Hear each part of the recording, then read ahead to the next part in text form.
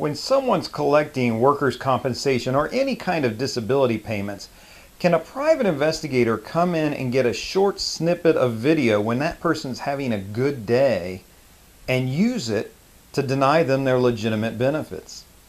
Hi, this is Larry Kaye with ShadowAnyone.com and the creator of the Investigator's Ultimate Guide series, which is premium private investigator training from someone who's been there and done that. That's the question. Can you use a snippet of good video, 20 seconds of this person when they're having a good day?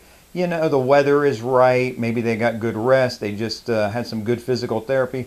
Can you use a snippet of good video, present that, and then have them denied legitimate benefits that they genuinely need? Now, I mentioned this, I'm coming up with this.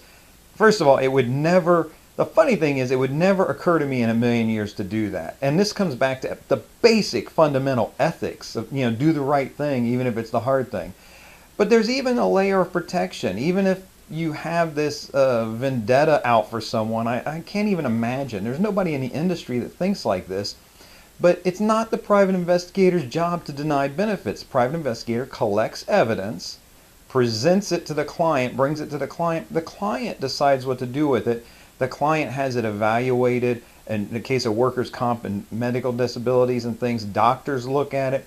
And then it's presented to the court. And the other side, the person with disability, they get to present their side of it. And it's just an extraordinary process.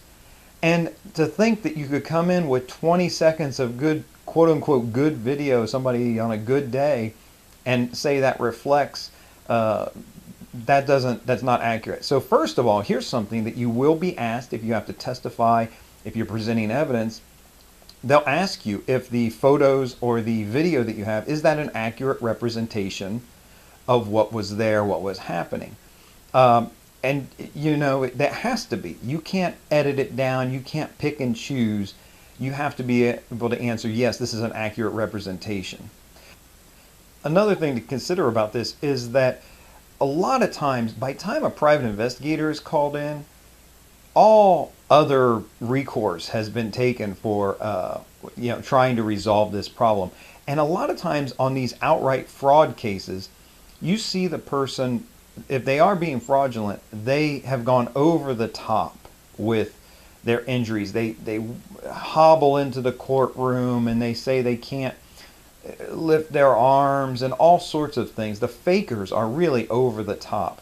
And so if you catch them 2 or 3 days in a row climbing downstairs or going someplace, or I mean, it doesn't take much after they've been interviewed and examined by doctors and everything else.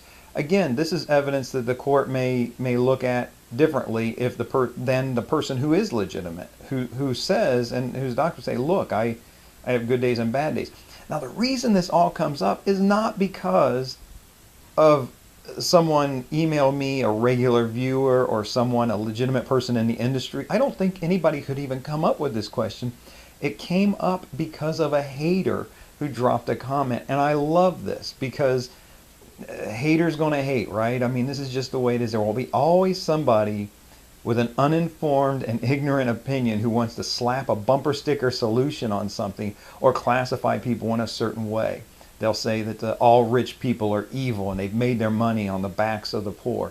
Or they'll say all poor people are trash. Or they'll say they make these blanket statements, ignorant statements. So it's just funny. So I thank the haters in a sense because, hey, I got to put a video out every week. I got to teach and train the legitimate people who are interested in this. And I would have never thought to have this week's video if it weren't for the haters. So thank you for that.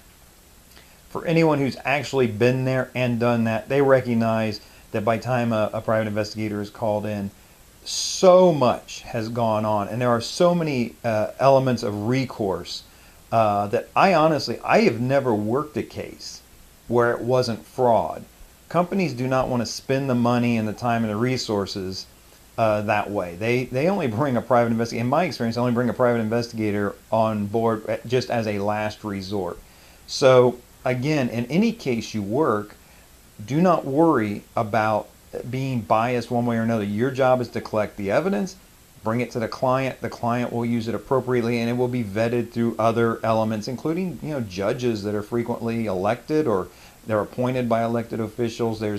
There are so many fail safes in the system that what video a private investigator brings to the table is not going to rob somebody of their legitimate disability. I couldn't even begin to do the job if that was the case, and I would never take a client if I knew that that was their intention, to try to scam somebody out of what they were duly owed. That is not right. If you have any questions or comments, if you know cases about this, if you just drop it in the comment below if you have any questions, and I'll be happy to answer them as best I can. This is Larry Kaye with ShadowAnyone.com. Remember, do the right thing, even if it's the hard thing.